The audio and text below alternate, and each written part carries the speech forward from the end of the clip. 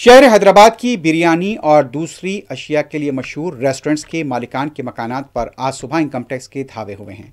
तफसीलात के मुताबिक आज सुबह शाह हाउस, महफिल, पिस्ता हाउस रेस्टोरेंट्स के मालिकान के मकानात के अलावा दूसरे 30 मकामात पर एक साथ आईटी के धावे हुए हैं। इब्तिदाई इत्तलात के मुताबिक मुबैना टैक्स की अदम अदायगी के सिलसिले में ये धावे किए गए। आखिरी खबरें मिलने तक भी धावों का सिलसिला जारी था। यह भी बताया जा रहा है कि बास रेस्टोरेंट्स के वर्कर्स यानी कि मुलाजमीन के मकानात पर भी आईटी की तरफ से धावे हुए हैं और बास मवाद को जब्त किए जाने की इत्तला मिल रही है।